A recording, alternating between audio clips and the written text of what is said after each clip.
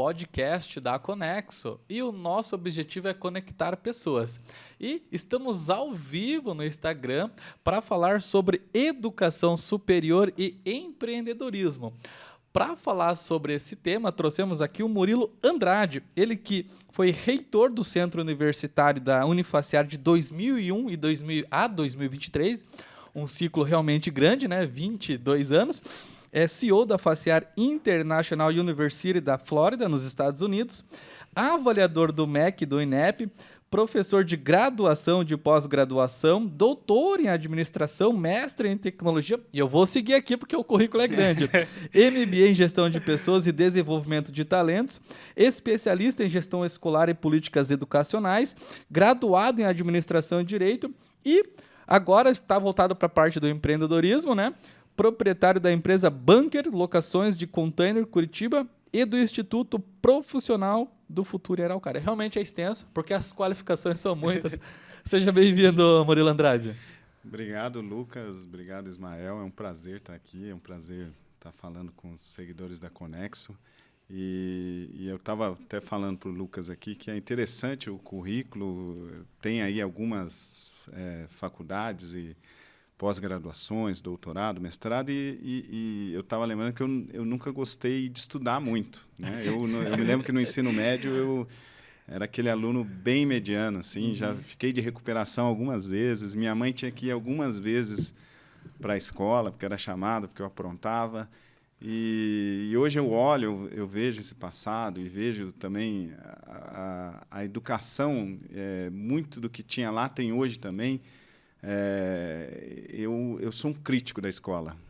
Apesar de ter estudado bastante, eu sou um crítico da escola. Eu acho que a escola, ela, por muitas vezes, ela acaba até atrapalhando o aluno. Não estou falando para os alunos agora saírem da escola. Mas está dizendo por conta do método? O método, eu acho que nós somos atrasados. Eu acho que nós ouvindo isso de um reitor, eu respeito muito e realmente compactuo dessa... Você sabe que eu, quando veio a pandemia, eu conheci o TikTok, né? O TikTok veio naquela onda e eu comecei a gravar no TikTok os meus pensamentos sobre escola e sobre educação. E foi muito interessante, porque eu acabei chegando nos 102 mil seguidores e a maioria deles de meninos e meninas de 13, 14, 15 anos, e aquilo que eu falava encontrava eco neles, né? Então eu falava assim, gente, eu não sei até hoje como que eu me dei bem na vida sem saber a fórmula de Bhaskara ou sem calcular o cateto da hipotenusa. Que a soma dos quadrados do cateto é igual a hipotenusa. É só gravar essa parte, que é música também, né? Então eu acho que isso é interessante falar porque a escola, e aí, claro, eu tenho muita crítica de professor que vinha também falando, pô, você está errado, você não pode falar isso. Não, a escola ela acaba criando querendo educar pela uma média que não existe, entendeu? É que nem a gente pegar um baixinho e um grandão, e, né, uma pessoa alta e uma pessoa baixa, e fazer uma roupa média para os dois. Não vai servir para alguém. Não vai servir. Para o baixinho vai ficar grande e para o alto vai ficar pequeno. E é assim que a gente faz na escola. A gente faz uma educação média, onde não existe essa média, entende? Então, a gente tenta trabalhar com a média da avaliação, tudo, e isso é um problema enorme, né? Até mesmo porque as dificuldades não são as mesmas de aprendizado, principalmente, mas também, será que aquilo realmente está fazendo sentido para uma vida adulta que essa criança vai ter? Isso. Eu acho que esse é o ponto principal. Uma coisa que confronta ali, esses dias eu estava ouvindo sobre alimentação. Eu acho que tem duas coisas principais que faltam na nossa educação básica. Primeiro, educação financeira, acho que isso é unânime para todos. E depois até uma educação alimentar, gente. Esses dias eu estava conversando com o rapaz e ele começou a falar sobre açúcar, porque o açúcar faz mal, e eu gosto do açúcar. Meu café vai o açúcar. E todo mundo falando sobre vários alimentos. Eu falei, gente, é uma coisa que a gente, a vida inteira a gente vai passar comendo, né? Porque Sim. também um assunto tratando sobre alimentação, né? E, obviamente, educação financeira que precisa, né? Mas, infelizmente, acho que aí parte para um cenário mais político, mais plano de governo, etc. e tal, que é a médio e longo prazo. Curto prazo não se resolve. Isso. Mas é bem isso que você falou mesmo, Lucas. tem muita coisa que está lá que não deveria estar e muita coisa que deveria estar lá e não está, né? A educação financeira é uma coisa dessas, porque você vê o quão grau de endividamento que nós temos na população hoje, né? A população usando cartão de crédito aí a rodo, se endividando. Por quê? Porque muitas vezes não tem essa educação financeira, não conhece nada. E aí tem culinária, que você falou, né? Alimentação, defesa pessoal, inteligência emocional, criatividade. A gente tolhe a criatividade das crianças, né? Eu acho assim que eles uma crítica, né, Ismael? Uma também crítica. Não sei se o Ismael compactou com isso. Eles preparam o aluno para passar de ano. Isso. Ó, precisa dessa matéria, dessa jornada, desse quadro, cumpriu.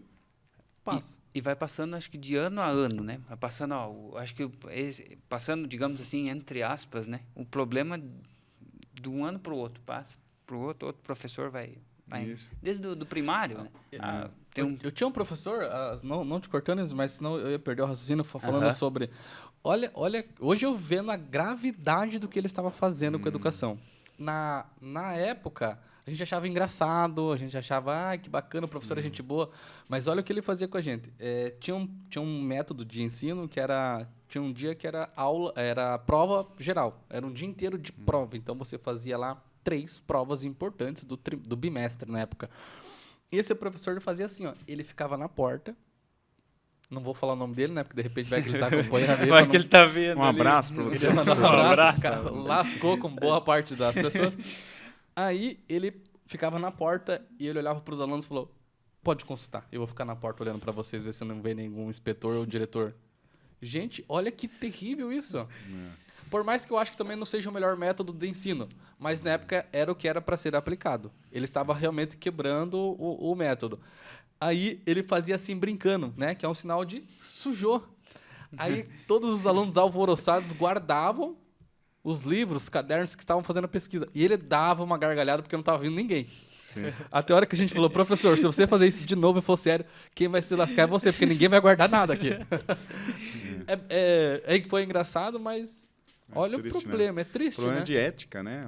Um problema sério de ética, né? O professor querendo ser amigo dos alunos, e tem muito professor que tem essa... eu quero ser amigo para não... Pra ter uma boa imagem, mas... Boa imagem, mas... Favorecer a quem? Ou então professor que deixa marcas negativas nos alunos, né? Hoje muita gente tem traumas da escola e de muita coisa que acontece porque professores deixaram marcas negativas, né? Eu tive um professor na época, eu sempre escrevi de forma diferente. Eu pegava a caneta de uma forma que pegava com todos os dedos e ninguém pegava assim a caneta, né? Desse jeito? Desse jeito. Então eu escrevia meio diferente. Eu tinha um problema de fala, eu falava errado, eu falava tlinta e tlês, né? Eu escrevia errado e eu tremia, eu tremo até hoje, eu tenho um tremor essencial.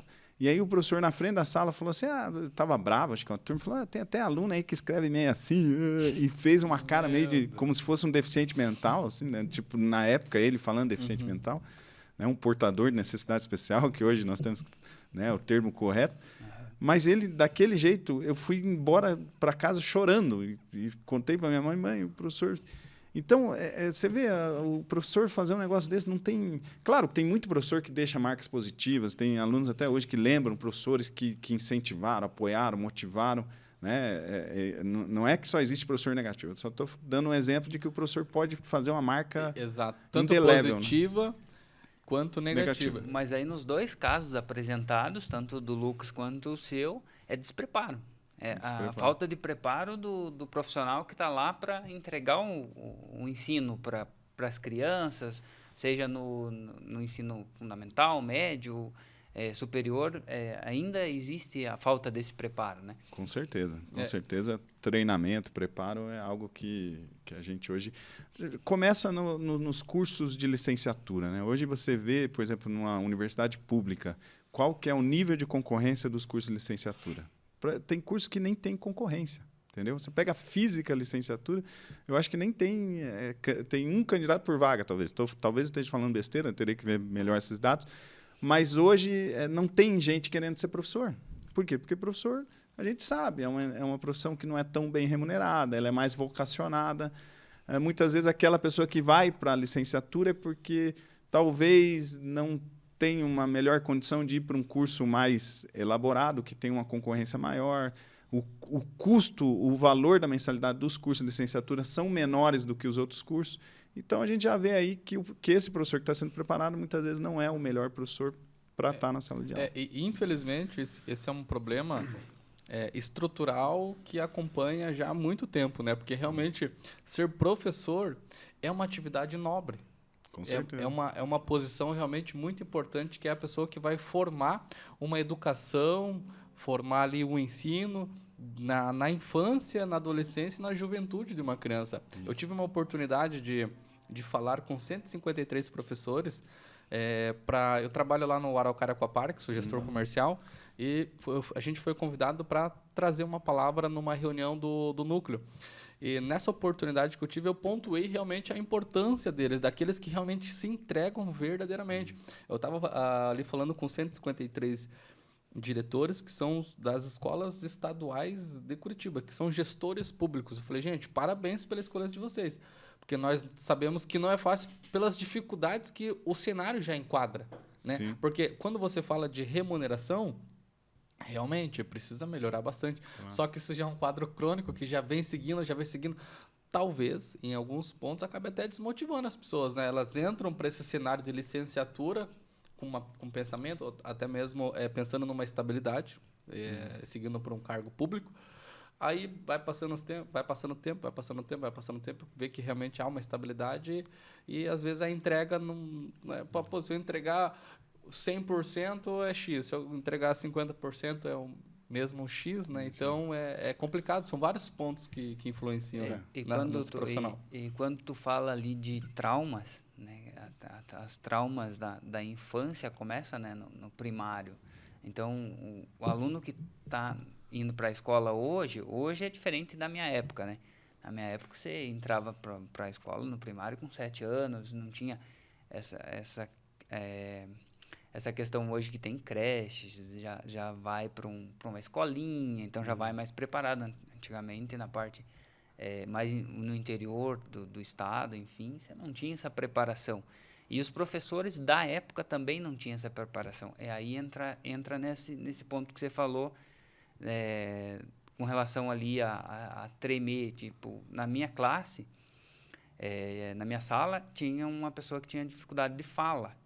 E como ele tinha dificuldade de fala, a escrita também não era condizente com o que ele falava. Sim. Não sei se é cognição, isso e tal, mas aí a professora, em vez de incentivar, falar, não, você tem que corrigir dessa forma, não. Chegava e falava da forma que você falou, né? Que a professora... preparação, né? E aí cria-se traumas, inclusive pessoas que fizeram aulas junto comigo nessa classe primária, muitos deles não deram sequência. Não terminaram a quinta série, não foram para o fundamental, e justamente, de repente, por um despreparo de uma pessoa que estava lá naquele cargo, naquele momento, né? Você vê, a evasão hoje do ensino médio é de 40%. Nossa, isso quer dizer grande, né? que de cada 10 alunos que entram no ensino médio, só 6 terminam, 4 ficam pelo caminho. Então, isso é muito sério. Claro que, assim, por que no ensino médio? Porque, geralmente, no ensino médio, o jovem já tem uma capacidade maior de definir o seu futuro. Na educação básica, ali, da primeira a nona, tal, ele está sendo obrigado, aí ele está indo. Mas, quando ele entra no ensino médio, muitas vezes, talvez até os pais falam, vai trabalhar, então... Mas 40% ficam pelo caminho. Então, isso é muito, muito grande. Por quê? Porque esses jovens, muitos deles não estão vendo propósito na escola. A escola não está agregando valor a eles. E eu quero deixar bem claro aqui que tem excelentes professores. Nesse Sem grupo dúvida. de professores aí, tem professores comprometidos, Sim, professores com sérios, certeza. professores que estudam, professores que dão a vida por aquilo ali, e isso é louvável. Agora, gente, tem muito professor ruim. E quando eu falo que tem professor ruim, eu recebo um monte de críticas, porque tem gente, não pode criticar professor, por não sei o quê. Cara, tem muito professor ruim, sabe? Professor que deveria ter vergonha de estar na sala de aula, que, assim, deveria se afastar e fazer outra coisa, vender Tupperware, fazer qualquer outra coisa, mas não ser professor. O Murilo, uma crítica realmente firme, até porque ele ele tá nesse meio, né? Ele vivenciou esse meio, ele realmente fala com propriedade dentro daquilo que ele vivenciou. Aproveitando esse gancho, então, de crítica e trazendo aqui para um cenário daquilo que você já atuou, conta um pouco da sua experiência de ser reitor por 22 ou 22 anos. 22 anos de uma instituição de ensino que foi a Unifaciar. Foi uma experiência muito legal, assim, sabe? Eu me lembro quando eu sou nascido em Blumenau, mas fui criado na cidade de Cascavel, que é no interior do Paraná. E eu vim para Curitiba, na época, eu tinha 26 anos, eu vim para estudar para concurso público. Eu já era formado em Direito, na época eu era advogado, mas eu não pensava em advogar, eu não tinha essa... Eu não sei por que eu não queria advogar. Eu acho que, talvez até por questões de cobrar, sabe? Eu me lembro que eu era muito ruim, eu não conseguia cobrar o cliente. Eu tinha medo, parecia que eu estava fazendo uma coisa errada. Então eu falei, cara, se eu for advogado, eu vou ter problema.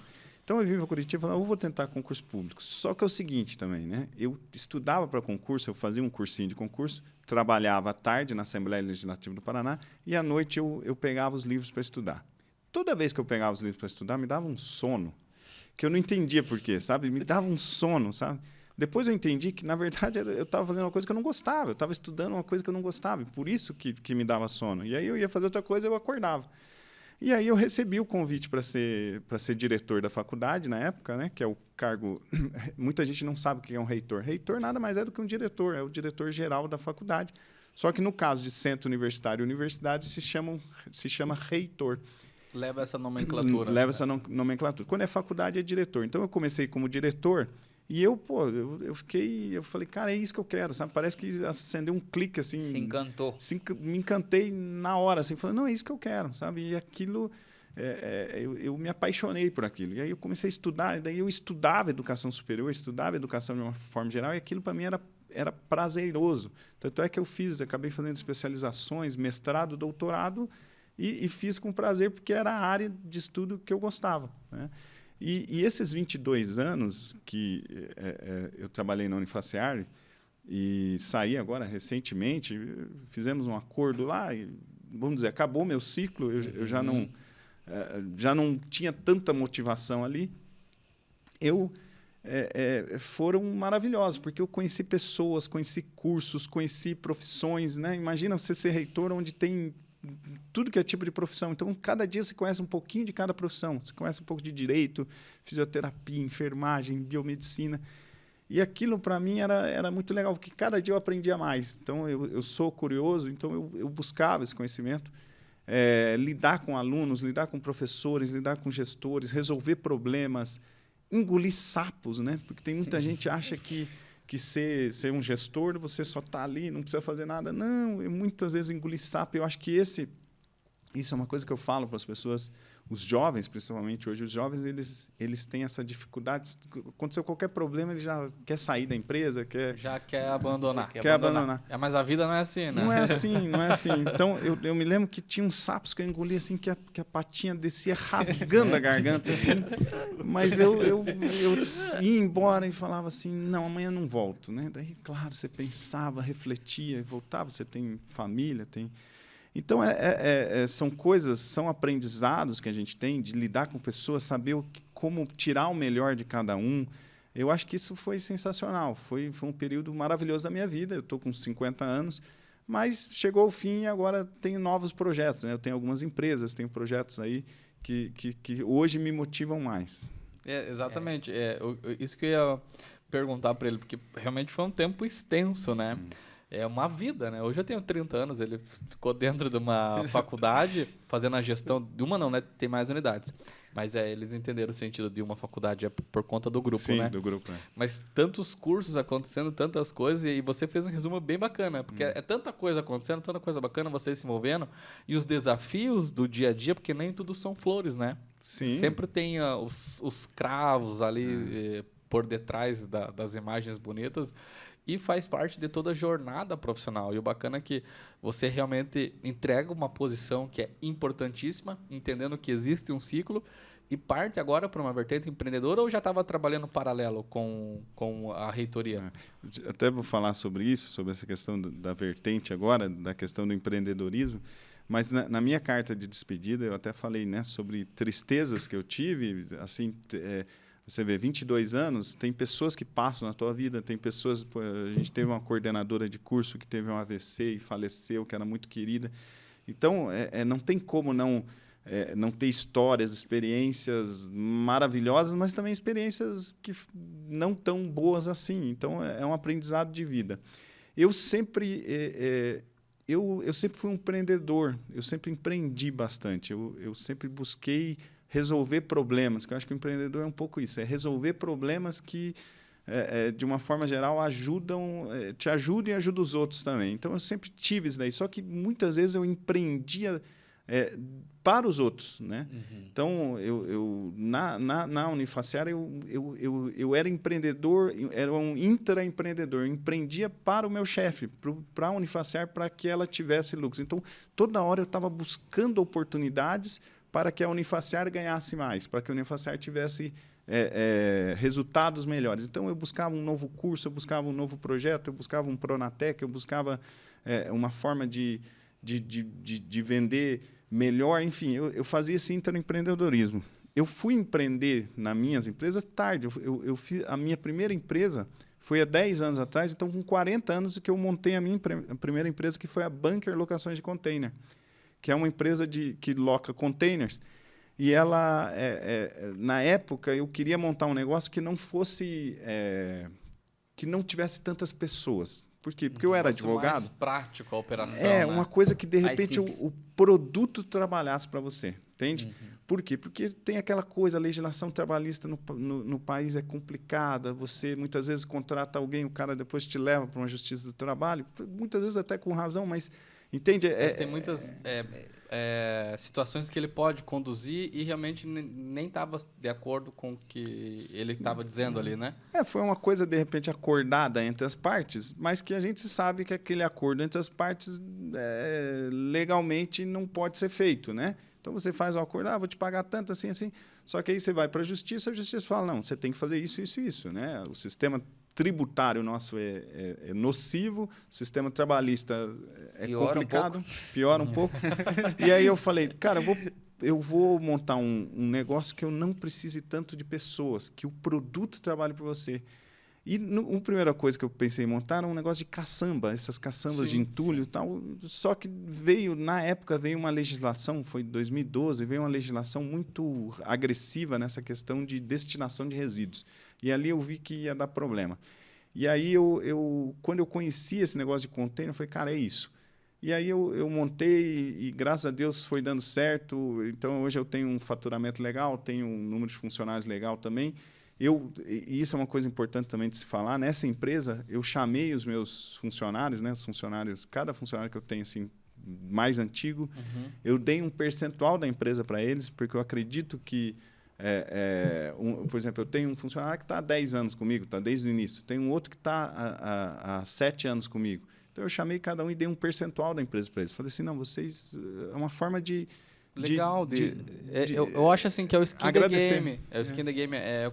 Eles estão há 10 anos com você, outros 7 anos, 10 anos desde o início. Então, é correndo risco junto, acreditando naquela ideia que você teve. No projeto, né? Eu acho que você fazendo isso, não, tenho certeza, você também transmite uma parte de responsabilidade para eles, aonde eles vão ter um pensamento diferente, um pensamento de dono também do negócio, fazer com que ele realmente gere cada vez mais negócios, né? Mais resultados, que é o importante. Claro. Diferente da visão que às vezes a pessoa só está ali pelo simples fato de cumprir uma jornada do dia, chegar no dia 30 lá...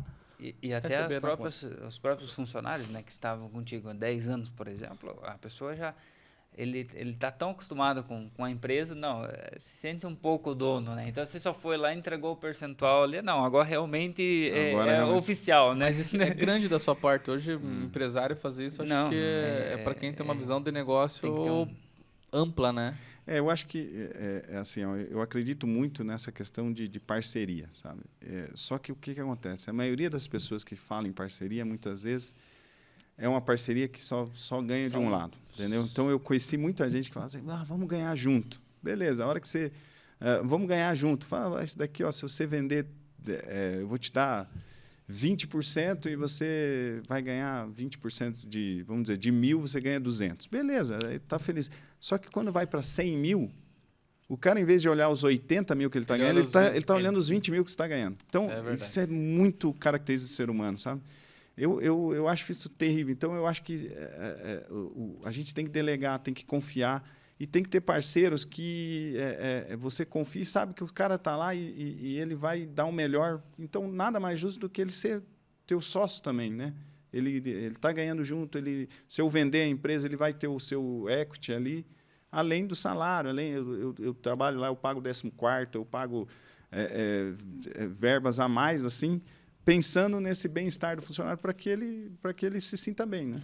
E aí você descobriu, né, que é essa questão do propósito, né? E quando uma coisa esse negócio deixou a questão da alocação dos containers deixou de ser uma coisa pensada na rentabilidade que você teria, e sim no que estava proporcionando para as pessoas que estavam trabalhando contigo, deixou de ser dinheiro e virou um propósito para contribuir na vida das pessoas. Então, por isso que cresceu e está crescendo, né? Sempre. 10 anos, né, da empresa. 10 anos. E eu acho interessante, porque quando eu montei a empresa, eu montei com esse propósito. Eu pensei assim, eu vou montar um negócio que eu vá ajudar.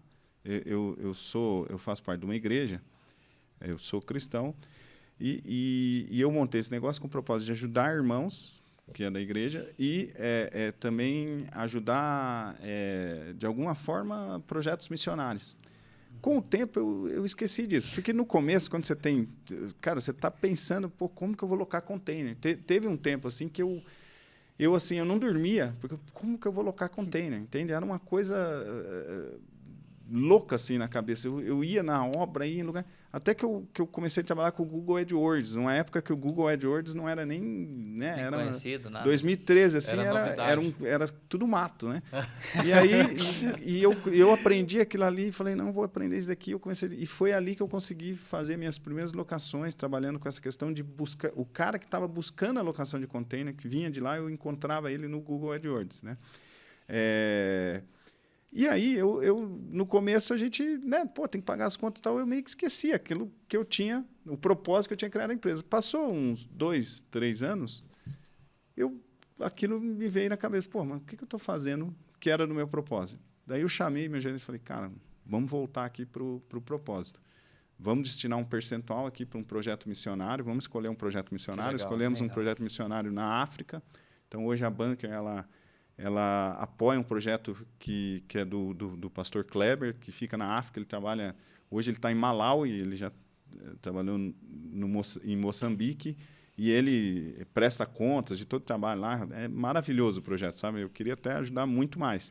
Sempre que eu posso, eu contribuo aí pessoa física. Mas hoje a empresa ela destina um percentual do faturamento dela para esse projeto missionário, dentro daquilo que era o propósito, porque o meu propósito era ajudar pessoas, ajudar irmãos e ajudar projetos missionários. Então, isso é bem ajuda bastante nessa questão de, não é só dinheiro, você tem outros propósitos. O dinheiro realmente ele é a consequência daquilo que a gente faz, né?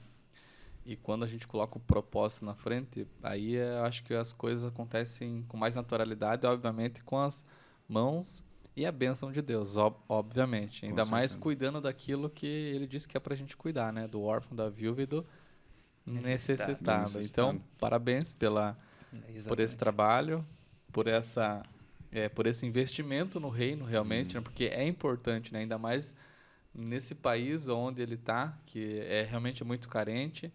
E quem está lá, realmente, tem que tirar o chapéu para quem vai. Uma coisa é ainda realmente a gente fazer investimento. Agora, para quem se dedica ainda ao tempo de estar lá fazendo isso, realmente cuidando, acho que tem uma... tem uma ligação direta. Um elevador, né?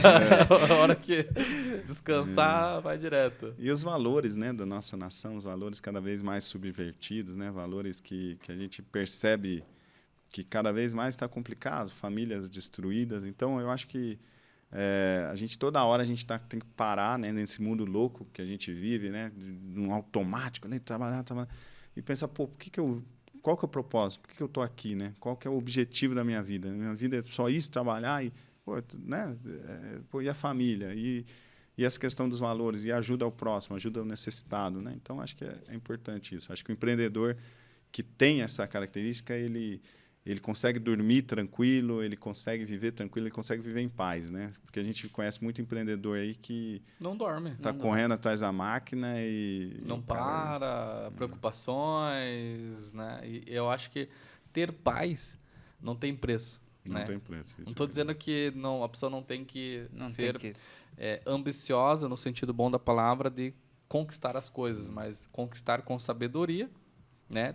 E da forma que você fez também, que eu acho que foi bem bacana, você deu um passo atrás, falou que o teu gerente conseguiu passar o propósito para ele também entrar na sua linha de raciocínio. Fala, essa empresa ela tem que realmente gerar um lucro, mas existe um propósito, que é fazer isso, isso, isso. Então as coisas começam a fazer sentido e você fica mais tranquilo, entendendo qual é o seu objetivo mesmo. E aí, né, esse foi meu primeiro empreendimento e depois, claro, fazendo várias outras coisas. Então, toda hora eu estou mexendo. Eu creio que o ideal é que você tenha várias fontes de renda, né? Que você não coloque todos os ovos numa mesa cesta, que é uma coisa que a gente aprende lá. Né? E aí você buscando o dinheiro trabalhar para você também, que é outra coisa que a gente tem que aprender ao longo do tempo. Fazer ativos, né? Fazer ativos que a maioria das pessoas elas compram coisas que geram mais despesas, né? Uhum. E a gente tem que aprender a comprar coisas que tragam mais rentabilidade. Deixa eu abrir um parênteses antes de você concluir.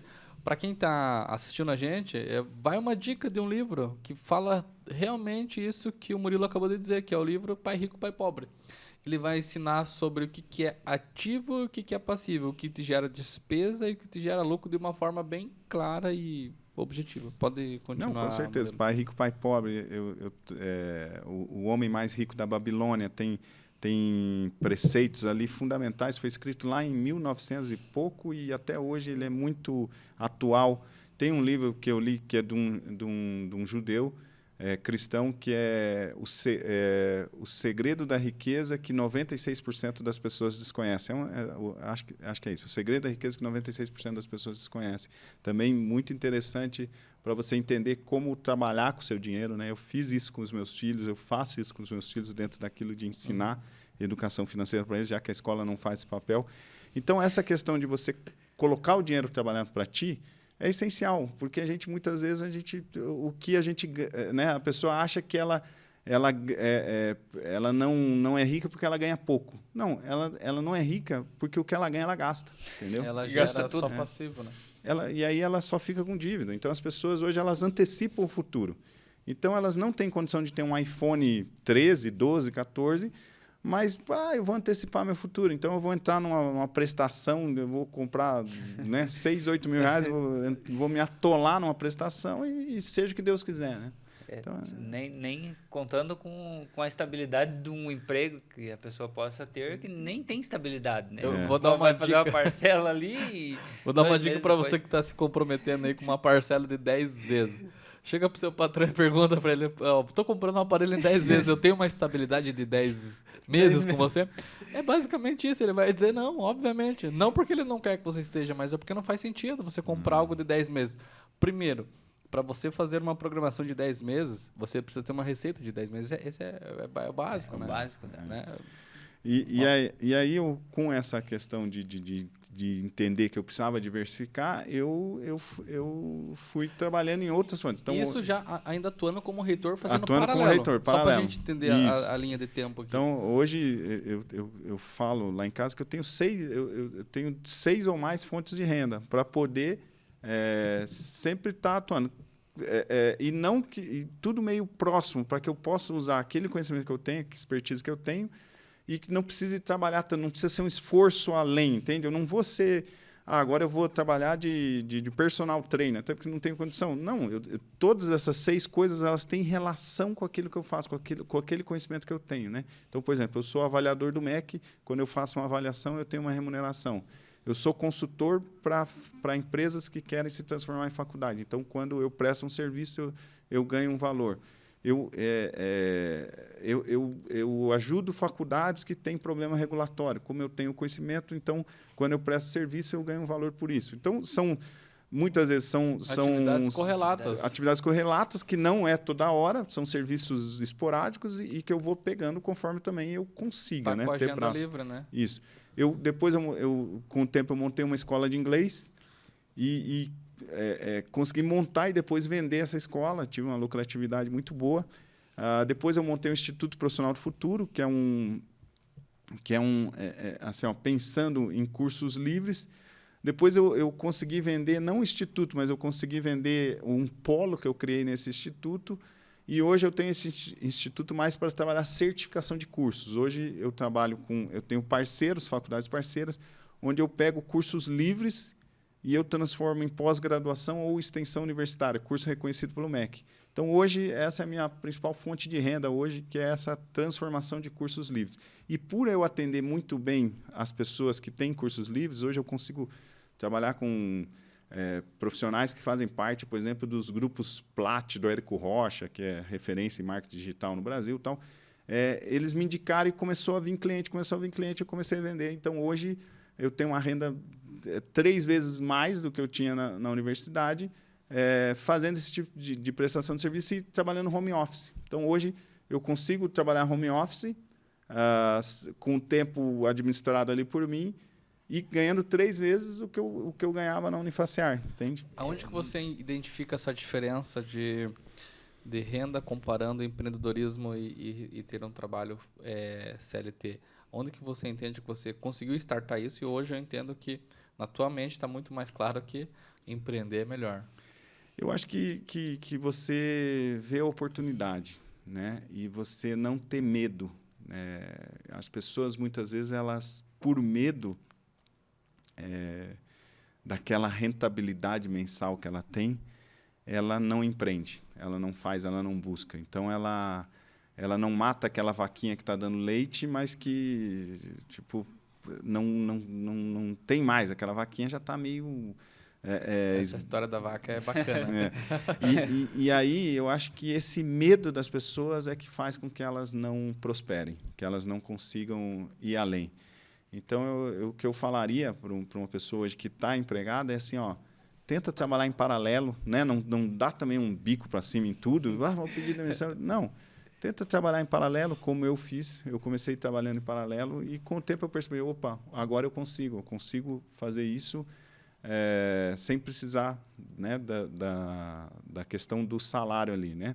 Mas não é fácil, você vê, eu fiquei 22 anos numa faculdade. Então, por muito tempo eu tentei sair e não consegui, né? Não é que não consegui, mas não era talvez o tempo, né? Também tem tudo uma questão do tempo de Deus na vida da pessoa.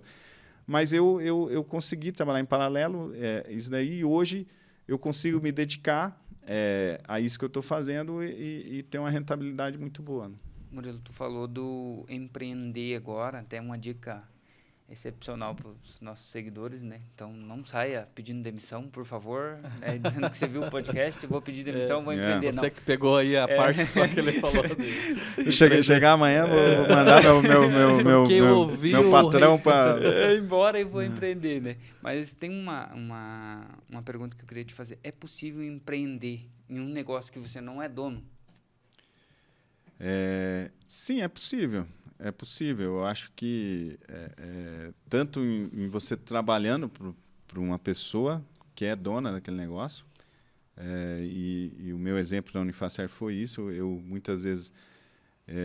mas aí eu chegava para o meu patrão antes e falava assim, pô, vamos, o que você acha disso aqui e tal? Não, acho legal, tal, tá, então vamos, qual que é o meu percentual nisso? Porque isso também é uma coisa interessante. Então, o problema é que chegou algumas vezes que eu arrumava mais trabalho, mais recurso, mas eu não, tipo, a minha parte não vinha. Então, eu arrumava mais trabalho para mim. Chegou uma hora que eu falei, opa, eu não vou... Né, pô, e aí tá do patrão, né? De perceber assim, pô, esse cara aí é um cara visionário, um cara proativo, o cara tá indo atrás. Não, cara, vai atrás, eu vou te dar tanto, entende? Você não ficar... tratando o cara como um simples funcionário. Você tem que começar a olhar o cara como parceiro. Se o cara está trazendo resultado e se o cara tá fazendo algo que está trazendo mais lucro para a empresa, chama o cara e fala assim, cara, eu vou te dar um percentual aqui. Motiva o cara, porque aí você... Né? Então, eu acho que é possível, sim, você empreender num lugar que você não é dono. Uhum. Aí na questão do empresário, né, chamar a pessoa para conversar, aí o empresário também tem que ter essa sensibilidade de descobrir o que motiva, né? Ou fazer a famosa pergunta, o que motiva o funcionário, que de repente o funcionário não é a parte financeira que motiva ele, é uma outra coisa, é um crescimento, é um cargo, enfim, né? Então vai do feeling do empresário ele descobrir isso também depois dessa conversa, né? Claro, eu acho que tem dois lados aí. Com certeza, muitas pessoas têm outras motivações além da questão financeira, isso é claro, né? E eu acho que algumas empresas entenderam isso, né? Esses dias eu estava vendo um podcast da Reserva, que é uma marca de roupas, e como que eles trabalham essa questão do funcionário, por exemplo. O que motiva? Então, tem funcionário lá, por exemplo, que se ele batesse a meta, ele queria dar uma volta numa Ferrari. E aí eles pegaram e, não, então vamos proporcionar isso, para o cara dar uma volta na Ferrari. Não é dinheiro, cara, não é o que o cara queria mais, não, ele queria dar uma volta na Ferrari, era o sonho dele, entendeu? E eles foram lá e cumpriram o sonho. Então, tem esse lado da empresa entender o que o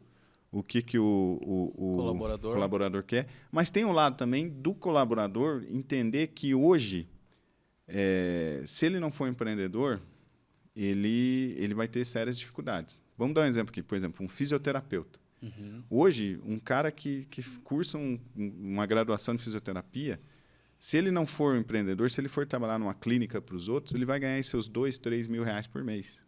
Se o cara ele quer uma vida simples, ele eu não me importo. Tudo bem, né? Eu dou mentoria para jovens e esses dias eu falei com um jovem que estava fazendo licenciatura em física e ele estava em dúvida se ele continuaria. E a primeira coisa que eu perguntei para ele, falei: vem cá, o que você pensa para o futuro? O que você quer fazer no futuro? No futuro eu quero viajar, eu quero aproveitar a vida, eu quero ter isso. Eu falei: não, então larga física e licenciatura. Não tem sentido. Não. Professor, você não vai fazer isso. Se você falasse para mim, não, eu quero uma vida simples, uma vida, sabe, eu não me importo, eu só quero aproveitar, ver o pôr do sol e ter uma casinha. Então, daí tudo bem, pode ser professor, você vai ganhar, né? Agora, se o cara quer viajar, quer fazer um monte de coisa e com o salário de professor, não vai ganhar. Então, o fisioterapeuta, voltando para o fisioterapeuta hoje, se o fisioterapeuta não tem uma cultura empreendedora, ele vai trabalhar numa clínica para os outros e vai ganhar um salário de merreca. Então, esse negócio do cara falar, eu não tenho ambições. Não, calma lá. Né? A gente, não que o dinheiro é o nosso patrão, não é que o dinheiro é o nosso senhor, né? Mas o dinheiro é importante. Então, é necessário. É necessário. Então, eu tenho que ter essa... Eu acho que vai dos dois lados. As pessoas têm esse lado empreendedor mais forte e não adianta a pessoa ter aquele mindset, eu não sirvo para isso. Né? Que muita gente já bloqueia, eu não sirvo para isso. Ela né? mesmo coloca uma barreira. Ela mesmo coloca uma barreira. Né? Proferindo esse tipo de frase. Né? Claro, a gente tem muita gente que tem essa coisa, eu não sirvo para vender. Né? Cara, hoje, se a pessoa não vender, meu amigo... até você todo mundo se vende. Se auto-vender é a primeira coisa que a gente tem que fazer. Né? Você ter essa questão de você se vender a tua imagem, vender você mesmo. Né? Então, eu acho que a gente tem muitos bloqueios, e aí, novamente, eu volto para a escola, volto para a família, que as pessoas elas têm bloqueios mentais. Os coaches gostam muito de falar isso, mas tem coisa que é verdade. Tem bloqueios mentais que foram construídos lá atrás e que modelam a pessoa que é hoje. Hoje. Até hoje a pessoa tem gente... Eu trabalho com gente que... eu não consigo fazer isso. Aí você vai analisar mais a fundo. Lá atrás, ela teve uma educação, teve os pais muitas vezes que falavam assim, você não consegue fazer nada mesmo. Você, né? Porque as palavras ficam impregnadas na nossa cabeça, muitas vezes quando a gente é criança. E fica até também uma mensagem para os pais, né? Não façam isso com os filhos, né? Falar que o filho é incapaz, que ele não vai conseguir, que ele... Chamar de burro, esse tipo de coisas que são negativas, isso se acaba realmente reprimindo a criança e fazendo com que ela não se desenvolva. Ela pega aquilo como verdade, porque você que é o pai dela está profetizando isso em palavras ou proferindo isso, você é o ponto de referência para ela, não tem outra pessoa. Ela fica com aquilo como uma verdade e toda vez que chega um desafio, ela fala, eu não sou capaz. Eu não tenho competência, ou eu sou burra, né?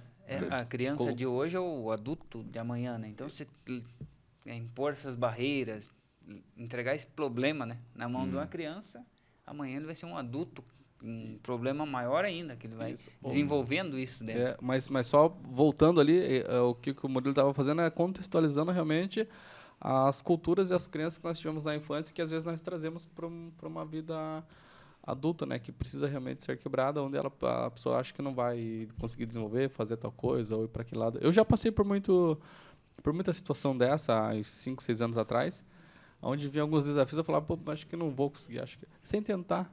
Sem tentar. Né? Então, aí eu descobri que faz. Se não der certo, pelo menos você sabe. Eu tenho com os meus filhos, assim, muitas vezes eles me trazem um problema sem ter tentado resolver o problema. Né? Então, eles falam, pai, o computador não está funcionando. Tá, vamos fazer uma abordagem de problema.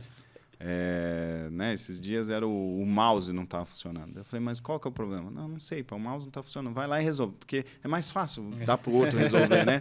E a pra gente tudo, hoje, né? para tudo, né? E a gente cria muito isso de passar o problema para os outros, né? E aí eu falei, vamos aqui. Daí eu chamei os dois e falei, vamos ver qual que pode ser o problema, né? O problema, será que é no mouse? Será que é no cabo? Será que é no computador? Então, vamos ver aqui. Vamos pegar um outro mouse e vamos colocar ali, né? Para ver se o problema é no mouse ou é no computador. Daí a gente colocou um outro mouse funcionou. Opa, então, vamos pegar esse mouse e colocar em outro computador. Daí, no outro computador não funcionou. Então o problema é no mouse. Então, agora a gente já identificou o problema. Então, nós temos que jogar esse mouse fora e comprar um outro. Mas, assim, parece uma coisa tão ridícula, mas as pessoas elas não têm abordagem de problemas. Ou elas se desesperam, ou elas transferem para uma outra pessoa resolver o problema. E aí eu volto naquilo que eu falei, de que o empreendedor é um resolvedor de problemas. Eu tenho que encontrar problemas que são de uma certa maioria de pessoas e eu resolvendo aqueles problemas, eu posso ser remunerado por isso. Rentabilizar. Né? Hoje, por exemplo, eu resolvo o problema de certificação. O cara tem um curso livre lá, eu falo, cara, quer ter um curso reconhecido pelo MEC? Pô, eu quero. Então, vem cá, vou resolver esse problema para você, entendeu? Então, eu tenho que mostrar para ele que eu estou resolvendo um problema. Por isso que o marketing digital, por isso que os cursos na pandemia cresceram muito, porque eles vão bem no gatilho de estar lá, quer emagrecer em 30 dias? Ou o cara gordão lá fala, pô, né, eu vou pegar isso aí, quero... Claro, muitas vezes talvez é uma oferta enganosa, né? Mas é um gatilho, né? Vendeu, né? Comprou porque quis.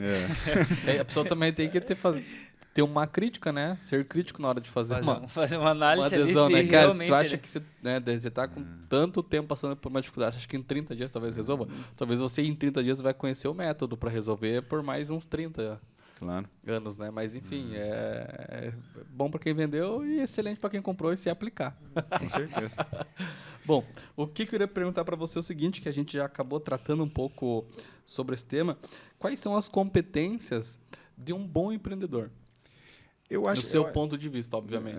No meu ponto de vista, eu acho que tem muitas competências que são competências socioemocionais, que são mais importantes do que competências técnicas. Né? Não que ele não precise ter competências técnicas, entende? É necessário, é importante ter competências técnicas. Até muita gente fala assim, não precisa de faculdade para empreender. Opa, não é bem assim, né? Tem uma pesquisa que saiu recentemente, está até no LinkedIn lá, que mostra a importância do diploma nas empresas unicórnios, que são aquelas startups que têm um faturamento absurdo, né? E um crescimento fora da curva, né? E mostra que a maioria desses founders, né, as pessoas que fundaram essas empresas, ou são doutores, ou são mestres, ou são graduados, e pouquíssimo pessoas que não têm faculdade. Porque a gente inverte as coisas, né? Então a gente pega, por exemplo, mas o Steve Jobs não fez faculdade, o Mark Zuckerberg não fez faculdade. Entende? A gente fala desses exemplos, só que esses caras abandonaram Harvard. Eu vi o Cortella falando isso, ele não abandonou uma Unisquina. Foi Harvard, né? Então não foi qualquer faculdade que eles deixaram de frequentar. Né? Mas enfim. Então essas competências técnicas são importantes, mas eu acho que para o bom empreendedor, ele tem que ter competências comportamentais, socioemocionais, aquilo que a gente está falando, o cara tem que ter criatividade, o cara tem que ter resiliência. Hoje, resiliência é essencial para a vida do empreendedor. Ele vai levar porrada muitas vezes, vai cair muitas vezes, mas a capacidade que ele tem de se levantar e seguir em frente. Né? Esse é um problema sério da nossa geração hoje mais nova, que ela muitas vezes é sensível, os pais tentam blindar a criança para que ela não se frustre. Mas a frustração é parte do processo, entendeu? A frustração dá crescimento de maturidade para aquela criança. Então, eu acho que essa resiliência para o empreendedor hoje é essencial. Levar porrada e levantar, levar porrada e levantar, sabe? Criatividade, resolver problemas, relacionamentos, comunicação. Você vê que muitas dessas competências não são competências que são ensinadas na escola ou até mesmo na faculdade. Ou quase nenhuma mesmo. Acho que vai do empresário desenvolver isso, né? Desenvolver essas competências, estudar, né? E se aperfeiçoar com relação a isso também, visto que essa é uma das mais importantes, as competências da parte do empresário, né? Precisa se desenvolver, estudar, porque muitas competências comportamentais, resiliência, se desenvolve. Sim, tudo é possível desenvolver, é possível aprimorar, né? Você não nasce pronto. Não nasce pronto. Claro que tem crianças, eu tenho 2 filhos, por exemplo, um é mais quieto e o outro é mais falante. É da personalidade deles. Eu não posso querer mudar isso, mas eu posso trabalhar esse que é mais quieto e falar assim, não, vamos trabalhar para melhorar essa tua... Você precisa falar mais, você precisa conversar mais. Né? O outro eu tenho que até segurar um pouquinho mais. Não, fala menos. Né? Diminui. Então, a gente consegue aprimorar, consegue aperfeiçoar. Não é uma coisa que eu nasci assim, você sempre assim e vou morrer assim, né? A síndrome de Gabriela que a gente fala. Né? Não, a gente pode melhorar. Né? Tudo é ajustável, tudo é possível de ser melhorado. Eu sempre digo o seguinte, invista em você. Né? Realmente se profissionalize, faça cursos. Mas eu não sei qual curso. Busca um curso iguais a esses que o Murilo citou, que vai falar sobre oratória, sobre comunicação, que envolve oratória, desenvolvimento de alguma estratégia que, de repente, às vezes nem está no teu campo de tarefa, mas você fazendo isso, você vai criar gatilhos para outras coisas, né? Porque de repente a pessoa fica ali parada, não faz nada e o tempo passa, o ano passa. E, meu amigo, o mercado, ele não tem dó de ninguém, ele é violento, né? Você vai ficando obsoleto, vai ficando para trás. E a internet, ela pode ser uma bênção, mas pode ser uma maldição também, né? A internet ela é maravilhosa para você encontrar solução para tudo, né? Esses dias, minha vizinha estava com um problema no portão eletrônico dela. E eu fui lá, ela pediu ajuda, eu fui lá e fui buscar no YouTube por que estava dando aquele problema. E consegui achar um vídeo de uma pessoa ensinando e consegui arrumar aquele portão eletrônico dela com base no vídeo. Então, a internet, ela tem até... Você quer saber como roubar um carro, tem lá na internet. Infelizmente. Infelizmente. Né? Como eu falei, é uma bênção como uma maldição. Mas, se você pegar hoje, 83% das buscas na internet, 83% do consumo da internet é besteira. É meme de gatinho, é meme de bebê que... Pessoas que se machucam, que caem, que dão risada, que erram, que tropeçam. Agora vai buscar um curso de autoajuda, de desenvolvimento pessoal, de destravamento... oratória, que hoje... Gente, quem está no mercado hoje, um curso fundamental, comunicação. Com esse curso, o que você for agregando em relação às especificações, enfim, faculdades, cursos próprios, Excel, secretariado, ou algum curso um pouco mais técnico, mas a oratória e a comunicação hoje... domina o mercado. O Eike Batista vai falar sobre isso, que ele teve um desenvolvimento muito bom por conta de um curso de oratória que ele fez. E, novamente, né, tem gente que está nos ouvindo que pode falar assim, mas a oratória não é para mim. Não, isso não é assim. É para você. Eu sou um exemplo disso. Eu era muito tímido. Eu era uma pessoa que, na escola, tinha dificuldade de falar, tinha dificuldade até de fazer amigos. Eu tinha uma negatividade também. Então, eu costumava falar assim... se eu marcasse um encontro com a menina, eu falava assim, ela não vai vir. E ela não vinha, porque, claro... Você jogou pro universo que não era para vir mesmo, né? E assim, com o tempo eu fui aprendendo a ter uma positividade maior. Eu fui aprendendo também... Pessoas foram usadas na minha vida para eu perceber que eu tinha qualidades. Na faculdade, eu comecei a desenvolver essa questão. Eu sabia que eu tinha problema de oratória, mas eu não tinha... Eu ia lá na frente e falava... Eu virei presidente de centro acadêmico, eu virei presidente de diretório central de estudantes, e aí isso me levava a falar na frente de uma sala, falar na frente de um auditório. Então, tudo isso foram coisas que eu fui desenvolvendo. Então, se eu era assim tímido, eu não era uma pessoa falante, e consegui desenvolver, qualquer pessoa pode. Então, para você que diz, né, que oratória não é para você, dica do Murilo, oratória é para você. É para você. Eu tenho o hábito de fazer o seguinte, esse é um desafio que eu faço todos os dias que eu tenho oportunidade, ou todas as vezes que eu tenho oportunidade. Toda vez que surge alguma tarefa, alguma atividade para fazer, que alguém pergunta quem vai ser o primeiro, eu ergo a mão e falo, eu vou ser o primeiro. Claro, né? Tem gente que espera ser o último para ver como é que vai ser o desenvolvimento das outras pessoas, para ela copiar. Gente, eu não estou disputando com ninguém. Eu quero melhorar porque eu preciso melhorar. Então, eu vou ser o primeiro para me acertar, ou para me errar, ou para fazer o que tiver que ser feito. Eu tenho essa iniciativa para tudo que eu tenho oportunidade. O Thiago Nigro, que é primo rico, que muita gente conhece da área de finanças, ele conta uma experiência que chamaram os corretores, os consultores lá de negócio, quem que poderia fazer uma apresentação. E ele se propôs, ele não tinha a expertise para isso, mas ele se propôs. E aquilo ali foi um ponto de virada na vida dele. Então, a partir daquilo ali, aquilo fez com que ele tivesse mais clientes, que ele acabou sendo muito mais efetivo nas suas vendas, tudo. E aquilo ali foi um ponto de virada. Então, bem dentro disso, estou aqui, né? Não se esconder atrás da multidão e ser medroso, né? A gente tem que ser corajoso, tem que ter coragem. Estar disposto, né? E mesmo que naquele momento você não tenha especialização, não consiga fazer, mas começa, que aí vai surgindo ideias, vai vindo pessoas, o universo vai conspirando, você vai conseguindo se desenvolver. Até uma dica que eu já fiz bastante dinâmica de entrevista para contratação de pessoas, né? E para quem está fazendo entrevista ou vai passar por algum processo, se em algum momento da entrevista, da dinâmica dessa entrevista, o entrevistador ali perguntar quem quer fazer algo ou por alguma atividade que ele vai promover para vocês, quem erguer a mão já tem um ponto. Quem for o primeiro, quem tiver a iniciativa já tem um ponto à frente dos demais que estão participando. Era assim que eu conduzia. Toda vez que eu pedia para alguém se identificar e falar das suas 3 últimas atividades, quem quer ser o primeiro? E ficava olhando. É a proatividade, né? Que quem foi o primeiro já tem um ponto. Tem um ponto. Porque ele vai se expor ali, ele vai se arriscar. Claro, e assim, eu acho que a gente... eu costumo falar, né, agora, não da competência do empreendedor, mas da competência da empresa moderna, sabe? E uma das competências da empresa moderna é tomar riscos. É entrar em riscos, entende? Eu falo que a empresa ela tem que se espelhar no circo.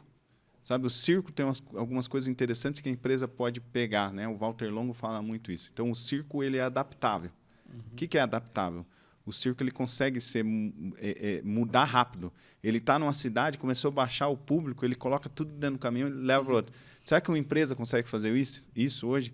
Quantas empresas que a gente percebe hoje que viraram grandes empresas, mas que, de repente, o mercado mudou e ela não conseguiu se adaptar a esse novo mercado? A gente tem números, né? Pega a Kodak, pega a Sears, várias empresas. A empresa ela tem que tomar riscos, né? O circo ele tem o trapezista que toma risco, tem o cara do Globo da Morte que toma risco. Então, a empresa tem que buscar esse risco, porque no risco ele vai ganhar mais, né?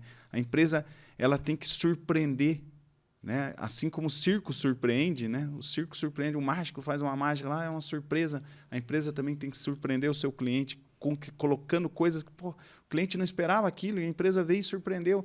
A empresa falou que ia entregar em 30 dias, mas em 5 dias ela conseguiu entregar. Olha que maravilha, né?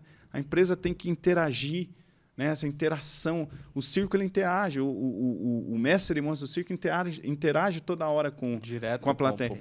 A empresa também tem que interagir, conhecer seu público-alvo, conhecer o que o cara quer. E não falar assim, não, eu vou dar para ele o que eu acho que ele quer. Não, eu tenho que saber o que ele quer. E aí dá para ele aquilo que ele quer. Fazer pesquisa de satisfação também, você conhece... entender o que o teu cliente está precisando, né? Fazer caixinhas de sugestões, aí você consegue se adaptando. O exemplo do circo foi maravilhoso. Realmente, vai ter ali o cerimonialista, muitas das vezes o palhaço, né? Que acaba fazendo essa comunicação com o público. O pessoal ali, o trapezista, quem está no Globo da Morte, correndo risco todas as horas e tendo essa flexibilidade. Acabou o público aqui? Vai. A empresa, acabou o mercado aqui? Começa a se adaptar ao outro. Aí entra também naquele aspecto que você falou, se adaptar ao mercado. é ter várias frentes também de vendas, né? Vários canais ou vários produtos para poder ter um produto mais forte aqui, ter um mais fraco aqui, um mais forte aqui, e mesclando. E um risco de muitas empresas é que às vezes elas têm um cliente muito grande que ele que promove 50%, 60% do seu faturamento. Esse é um risco. Claro. Porque se esse teu cliente que promove 50%, 60%, quebra. Aí tu faz o quê com o teu resto? Então você tem que ir mesclando ou nessa empresa que você oferece produto que gera esse faturamento grande, você tem que inserir mais serviços nele para que se ele parar de te procurar pelo serviço principal, você tem os outros serviços para você ir também se moldando e acabar tendo o teu faturamento. E aí a gente fala em inovação, né? A gente pega, por exemplo, há anos atrás eu tive com o diretor no doutorado eu tive com o diretor de pesquisa do Boticário. E aí ele falou assim, cara, o Boticário toda hora tem que inovar. Tem que estar no DNA da empresa inovação. Só que é difícil falar em inovação numa empresa que está crescendo tanto. A Boticário, na época, ela crescia 20% ao ano. Então, em 5 anos, ela dobrava de tamanho. E ela continua esse crescimento. Então, muitas vezes, ele chegava para o cara da produção e falava, pô, temos que criar um produto novo, temos que criar um perfume novo. Aí o cara da produção falava, cara, mas esse produto que nós temos aqui, ó, eu não estou conseguindo produzir ele, e você quer criar um produto novo, entende? Então, isso você pega, por exemplo, a Apple é uma história fantástica dessa questão da inovação, né? O Steve Jobs, as inovações disruptivas que ele fazia no iPad, iPhone, todo ano iPod, né? Então, essa característica da Apple de ser inovadora criou muito do público que ela tem hoje. Hoje ela já não é tão inovadora. A inovação da Apple hoje ela é mais incremental do que disruptiva, né? Incremental porque ela vai melhorando aquilo ali, entendeu? Vai melhorando aquele iPhone, vai colocando coisas novas. O Steve Jobs, na época, ele trouxe inovações disruptivas. O smartphone é uma inovação disruptiva que mudou a vida das pessoas, entende? Então, a empresa ela tem que buscar... Por exemplo, na minha empresa de container, eu fico pensando assim, cara... Daqui a pouco inventa um negócio que vai substituir o container e eu vou ficar... vou ficar sempre olhando o mercado.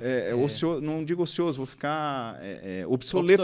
Obsoleto, a palavra certa. E eu tenho que cuidar. Pô, eu tenho que cuidar. O que eu posso fazer, entende, dentro do meu negócio. Tal. Então, são coisas que o empresário tem que estar sempre pensando. E dentro do que a gente já falou bastante sobre essa questão das empresas, na sua visão, porque a maioria das empresas... fecham antes dos 5 anos de vida. Isso a gente tem pesquisas que mostram que 60% das empresas fecham antes dos 5 anos. 60%. Né? 60%. Então, isso é muito grande. Né? A gente tem uma abertura grande, abre muitas empresas, mas elas fecham muito rápido. Então, eu acho que isso basicamente é despreparo das pessoas que abrem essas empresas. Elas acham que vai ser de um jeito e não é. Elas muitas vezes não têm um capital ali para poder aguentar os momentos iniciais, que são os momentos difíceis, né? E resiliência também, né? Eu acho que muitos empresários não têm essa resiliência, né? De, porra, foi um mês ruim, mas não, mês que vem vai ser melhor, vou dar um jeito, vou atrás, vou pegar um empréstimo aqui, vou muitas vezes da família tal, e vou fazer isso daqui virar. A gente vê histórias fantásticas de sucesso, né? Agora, muitas vezes o cara deu errado um mês, ele já desiste, né? Ou então, também uma coisa seríssima, sabe? O cara não separar pessoa física e pessoa jurídica. Nossa, isso é um erro gravíssimo. É um erro crasso, assim, que o cara tá ganhando, ela tá faturando 10 mil na pessoa jurídica. Ele acha que aqueles 10 mil é dele. Então ele pega aqueles 10 mil e vai lá e gasta tudo, né? Paga aluguel, viaja, né? Toma cerveja. Né? Não é aqueles 10 mil, é da empresa. Ele tem que ter uma ideia do que é aquilo ali. Realmente de prolabore para ele, que ele pode pegar aquilo lá e dispor daquele dinheiro, entendeu? Mas a maioria das pessoas não tem essa visão. Elas não separam pessoa física e pessoa jurídica. Aí o ponto que a gente vai citar, ele vai aprender a fazer gestão de empresas com curso de uma faculdade, né? Gestão administrativa. Fazer um administrativo, ele vai conseguir entender o que é essas diferenças, porque existem os empreendedores que fazem, que vão consertando a rota e que conseguem consertar, beleza, mas tem uns que já partem para uma parte mais técnica, que é um curso que o Ismael fez, que é uma gestão administrativa, que já consegue entender como que funciona, como é que faz uma precificação, como é que é um prolabore, o que é dinheiro da empresa, o que é seu, o que é fluxo, o que é um DRE, que compõe uma estrutura de uma empresa, né? Que Claro, é buscar conhecimento. Eu acho, assim, eu vejo que a faculdade ainda tem seu valor. Não que ela sozinha, só isso vai resolver. Mas ela ainda tem seu valor. Ela ainda, se a pessoa, um jovem principalmente, se ela tem condições, faça uma faculdade. Invista nisso. Faça um curso superior. E eu falo só investir em curso também pelo momento do curso, mas também pela conexão que tu vai gerar aqui. Isso vai ter conexões ali que você vai encontrar um sócio, vai encontrar um parceiro que vai abrir um negócio que tem muitos casos que acontecem assim, né? A pessoa, não, porque eu estudei em faculdade e tal, conheci fulano, aqui a gente abriu um negócio, tive uma ideia e tal, e tal. Também o relacionamento que gera ali é fora da curva. Trazendo pro network, um exemplo, né? Eu fiz faculdade, inclusive, na época era FACIAR, não era universidade ainda, era faculdade. Eu fiz faculdade, me formei em administração, e o Murilo era diretor na época da faculdade. Falamos muito, acompanhei muitas palestras dele. Então, a gente tem... essa conexão vem de 2014, quando eu iniciei a faculdade na FACIAR. Então, gerou um podcast hoje. Pontuando sobre conexão, sobre formação. Isso, para mim, é muito gratificante hoje. A gente está fazendo esse podcast contigo, porque eu consegui, em muitas palestras que eu acompanhei, a gente pega muito start de negócios dentro de uma palestra. Então, muitas coisas que você falava, né, a gente anotava, isso aqui é legal, e ficava lá. Daí a gente, né, vai indo, a vida vai acontecendo e chega no ponto que a gente chegou hoje. Estamos gravando um podcast, já gostaria de agradecer também, né, por você se dispor de estar aqui com a gente hoje. Para mim é uma alegria muito grande, queria compartilhar isso contigo. E olha que interessante, né? Quando eu conheci o Ismael lá atrás, como aluno, ele era extremamente tímido. Extremamente. Nossa. Claro, ele ainda tem... que é uma característica. É uma característica dele, não vai mudar. O Ismael não vai ser aquele cara que vai chegar num lugar gritando e, né, abraçando todo mundo. Ele tem o jeitinho dele e normal, isso é perfeitamente possível. Mas hoje ele está aqui gravando um podcast, entendeu? Olha a evolução. Eu acho que isso é a coragem. Isso é falar assim, não, eu consigo, eu vou fazer, entendeu? Eu vou evoluir. E evoluiu e cada vez vai evoluir mais. Eu acho que essa é a beleza das coisas, né? Você conseguir cada dia ter uma evolução. E se desenvolver, né? Acho que é o importante a pessoa evoluir e querer se desenvolver. Bom, gente, podcast chegando ao fim dessa transmissão. Já passou acho que mais de uma hora, um bate-papo muito gostoso, muito saudável, onde a gente conseguiu entender um pouco da história do Murilo, que ele veio compartilhar com a gente, desde a sua história como reitor de uma faculdade renomada, trazendo um pouco da vertente empreendedora, de como ele iniciou, como ele pensou, qual é o propósito da sua empresa e como ele faz a aplicabilidade de tudo que ele acredita como propósito dentro dos seus negócios. Então, queria agradecer mais uma vez ao Murilo e queria que ele deixasse uma palavra para o pessoal que nos acompanha. Primeiramente, agradecer a você, Lucas, agradecer a Ismael pelo convite. É um prazer estar aqui. Eu gosto de conversar, eu gosto de compartilhar ideias, eu gosto de conhecer ideias. Agradecer àqueles que estão nos ouvindo e que vão ouvir depois, né? Muita gente talvez ouve depois, num outro momento. E a ideia é essa, é possível, a gente tem que desbloquear esses bloqueios que foram colocados na nossa vida, muitas vezes lá atrás, de que você não pode, que você não tem condições. Você pode, você tem condições. Deus te fez um ser humano como o outro, com capacidades, com competências, inteligências diferentes, porque é assim a vida. Tem um que tem uma inteligência musical, outro tem inteligência matemática, outro tem inteligência emocional, e é assim a vida, e essa é a beleza da vida, né? Mas você tem a sua inteligência, busque essa inteligência, desenvolva essa inteligência, busque outras competências e busque teus sonhos. Eu acho que essa é a ideia principal. Busque teus sonhos, realize teus sonhos e que Deus abençoe a tua vida. Amém. Glória a Deus. Ismael, deixa uma palavra para o pessoal que nos acompanha. É isso aí, Lucas.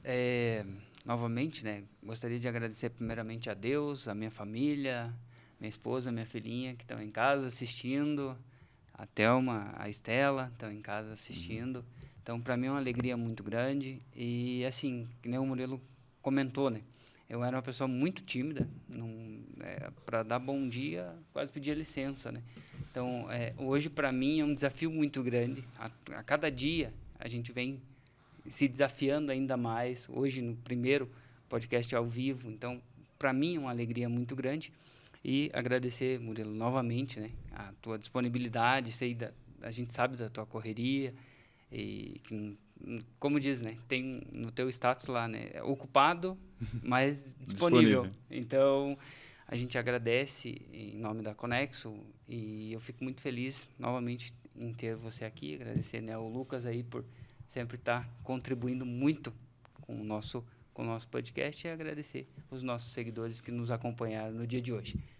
Isso aí, pessoal. O podcast chegando ao fim. Você que nos acompanha, muito obrigado. Deixe seu like nesse vídeo, compartilhe esse vídeo para que ele chegue a mais pessoas. Gostaria de mais uma vez fazer menção aqui à presença do Murilo, a presença do Ismael, fundador da Conexo, e você que nos acompanha, a gente faz isso por vocês. O nosso propósito é conectar pessoas. Muito obrigado e até o próximo podcast.